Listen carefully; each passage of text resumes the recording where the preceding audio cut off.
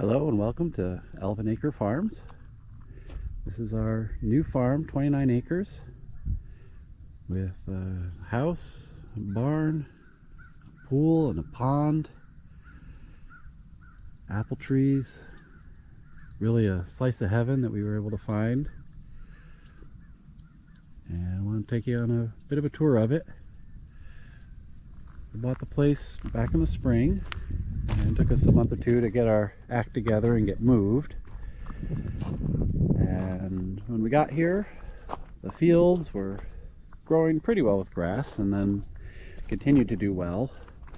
It was a really good mixture of grasses, alfalfa, clover, and then we did have it hayed and baled and by one of the neighbors down the street. And we got 22 bales, big round bales. We're situated on the county road that goes through here. Not overly traveled, but people do travel pretty quickly on it. We're surrounded by fields just about everywhere, and you probably hear some roosters down the street there. They have a rooster farm. A neighbor on the other side to the east here has a good selection of various farm animals on there. So as mentioned, we have apple trees here. These are all here when we were doing well when we moved in, and going very strong. Got some nice red apples up high. Of course, the deer are attracted to that. We got back from town today and found a deer right here eating some apples off the ground. At least that's hope where they came from. And had seen a good amount of deer around the property. Very happy with that. So we'll take you a bit of a tour here. Our property goes all the way over the other side of that hill. There's a road that goes along there, and just over the other side of this hill and down a bit is our other property boundary with our neighbor there. As I mentioned, the road frontage is our other property line, and then back in those woods, back that way, goes straight back for a good ways into some woods there. Our pond that we'll get to is about half an acre.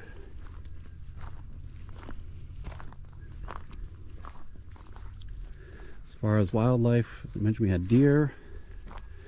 We have a whistle pig around, woodchuck that's been getting in trouble, including climbing into the wife's red car there into the engine compartment. Thankfully, I found him when I was walking by to get the mail, not when I started it up or anything. So we've got a garden.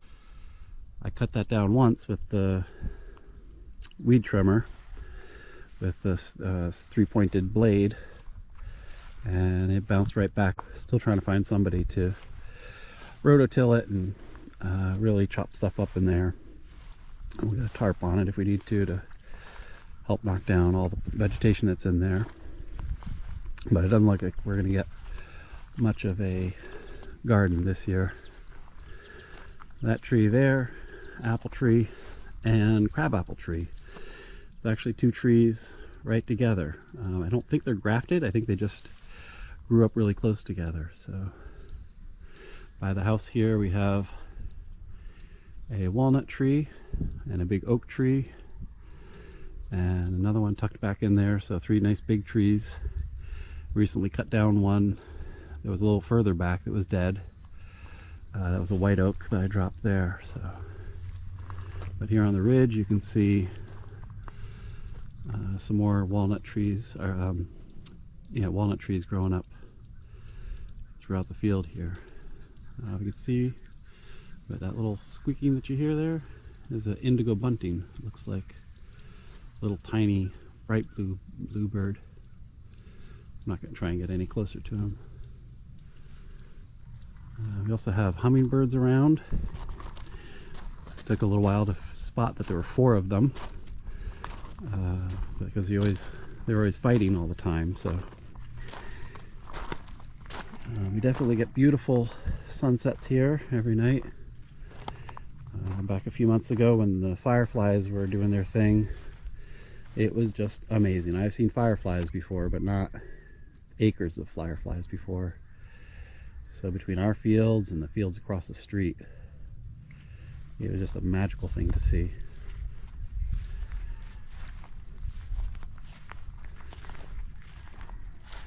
We got a little pawpaw tree, I think this is here. Definitely old. The fruit grew on it this year, but never really looked that great. So we might try and work on that a bit. Big, beautiful, I think it's a tulip bush maybe? I think is what this is.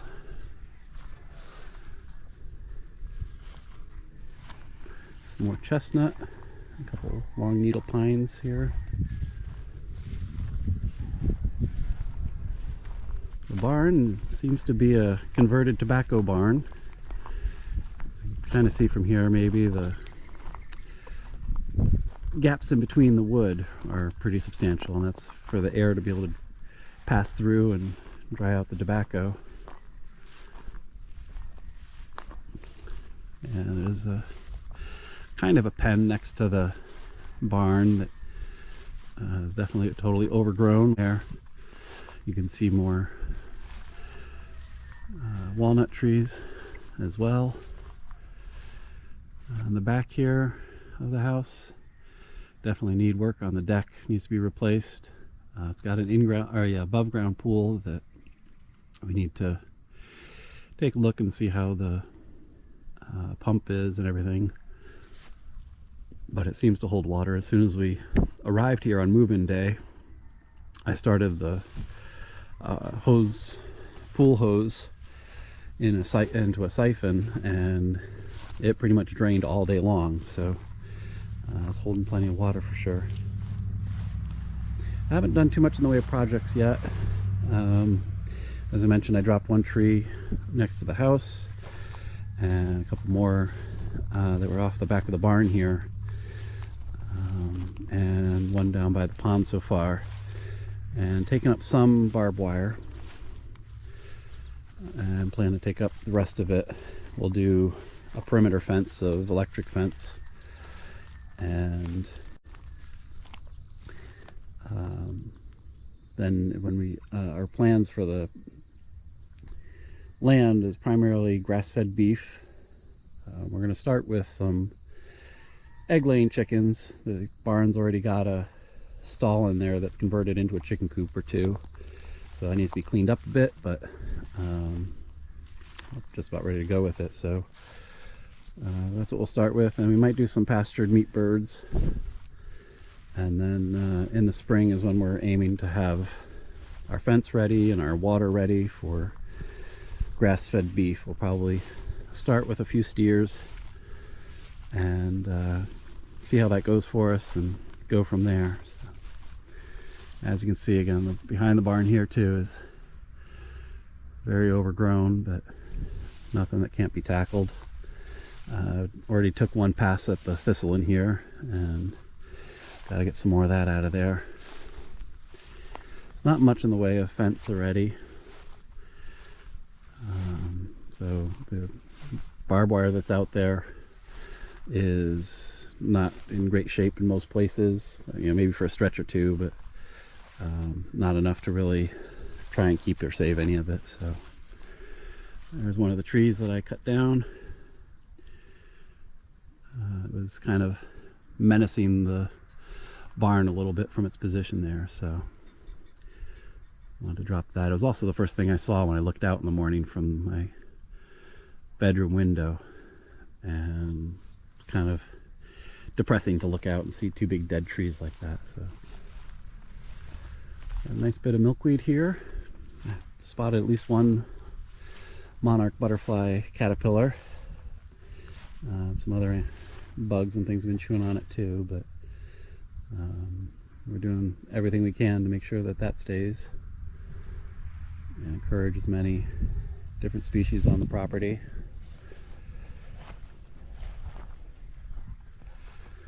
Down in here is often where we'll spot deer. It's far enough away from the house that they're not too bothered unless we're walking down to the pond here like this. So. Definitely some wild rose bushes around. Makes getting the barbed wire out of there tough.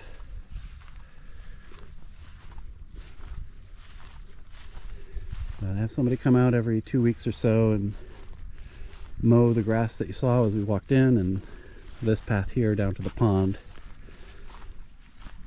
Everything else pretty much grows wild right now.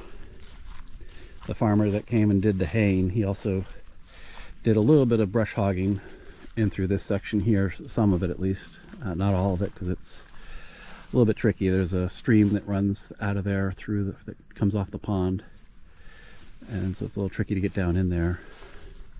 It's kind of just worn a little narrow channel for the most part, but you can really get a vehicle stuck in there maybe if you're not careful. So history on the property that I know of is the couple that we bought it from, and they had a few kids.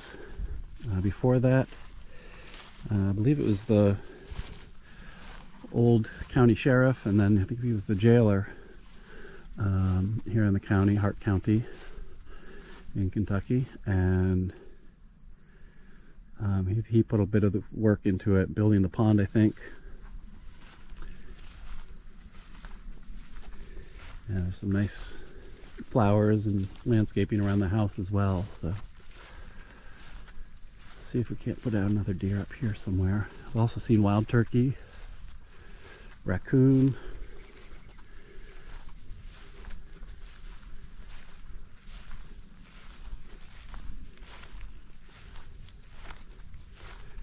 So not too many great gates or anything around. There was a hawk flying out of there.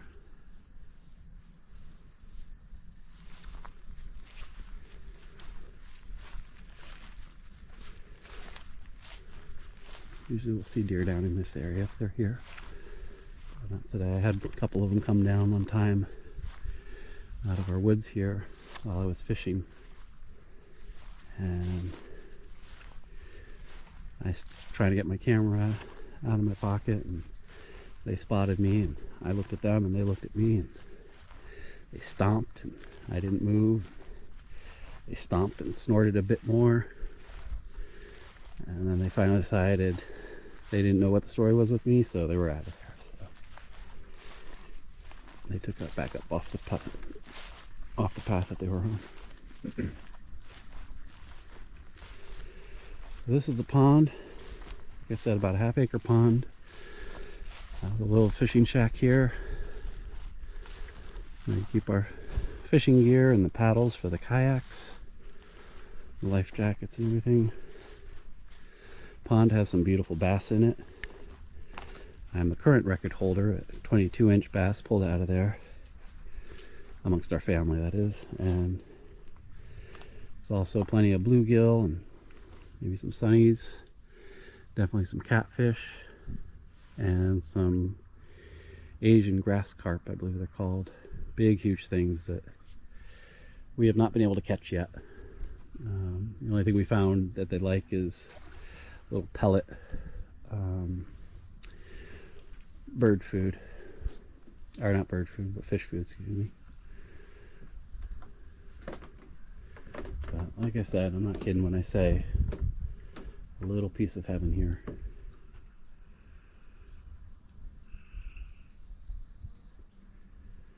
That's one of the trees I cut down across the way there. It was a dead tree, and there isn't much in the way of logs. There's this little log over here sticking into the water, but wanted to give something a little bit more in the sun for the turtles to climb up on. There's definitely some turtle population here. I've seen probably about 6 at one time, I think. I think there's at least one snapper, and they definitely like to cruise around in the sun, but wanted to give them a place to be able to crawl up. So the standpipe there that you see kind of sticking up out of the water goes through the dam and down to the lower field there, and creates that stream that goes down to the edge of our property. So right up on the other side of those trees, on the other side of the pond, is where the neighbor's property line is, and right at the other side of the pond there, some barbed wire fence that goes across that way. So the road goes up, but then all this woods up this hill is all ours as well. So good area in there, maybe to run some hogs at some point, I'm hoping. So the kids have taken to kayaking really well, and this stone here looks like my real estate agent was saying that it was probably one of the foundation stones for the original house on this property somewhere. There's a pile more of them over here, a bit buried in the growth this summer, but big stones have definitely been cut and specifically piled here when they were cleared from somewhere. I'm going to continue to try and do some research on the property and see what its history was.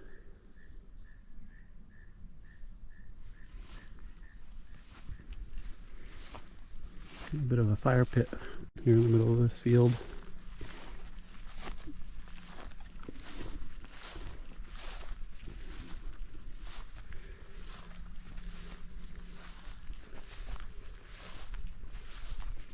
Had a couple thunderstorms roll through today.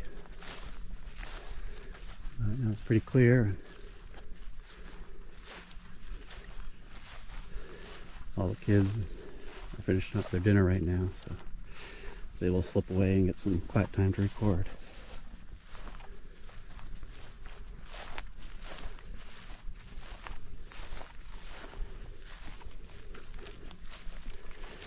This is what the rougher stuff looks like. As you can imagine, here in Kentucky, plenty of ticks. You have to be careful with those. Use the bug spray and check the kids and ourselves for ticks. A junk pile here, old boat and some other stuff. We'll get cleared out when we can.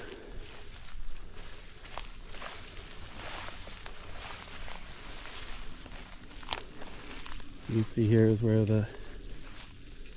these rocks here are kind of the overflow area for the pond. If it gets up higher, then the standpipe can take care of it. Standpipe drains down there.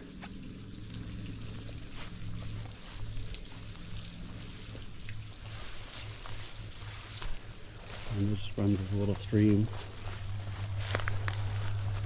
through this thick grass. You can't really see too much, but those trees up there just beyond the first ones that you see, that's the property line running down. And you can see this is the grass and everything else that we have growing right now here. This isn't the best stuff, but it's still not terrible or anything.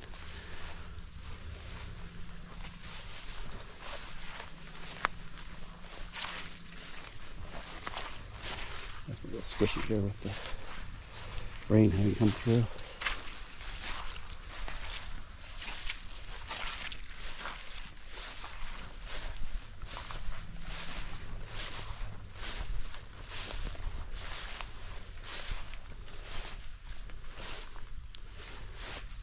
Flowers here, I'm not sure if that's heather or something else. I'm definitely still learning my prairie grasses and my legumes and my flowers and everything else out here. So.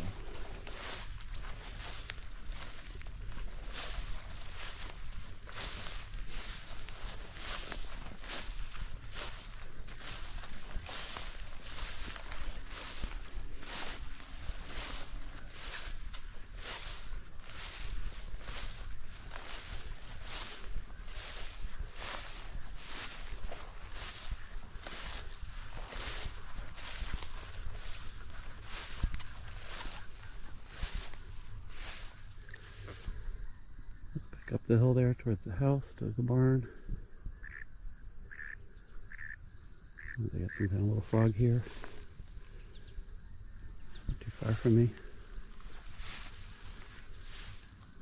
So that's a bit of a tour of the place. I'm going to try and film a bit of the activity and the projects here and share our progress as we try and get this place turned into a bit of a working farm. The focus this summer is on the house and getting settled, getting the kids started with their homeschooling, and get things like the deck fixed up, the roof needs to be replaced, etc. So the main focus is on those kind of house projects, but we'll be poking away at the perimeter fence and trying to figure out our water situation, how we're going to get water to the animals in the various paddocks that we set up, temporary paddocks across the property. My one thought is to just use city water. It's not too expensive per gallon, so why reinvent the wheel, but I have to do a analysis to see if it's worthwhile setting up some kind of system where maybe we pump from a collection tank down here below the pond and pump it up maybe to the top of that big hill at the entrance to our property there, and see if we can't just gravity feed water from there to everywhere on the property, since that's the highest point of the whole property.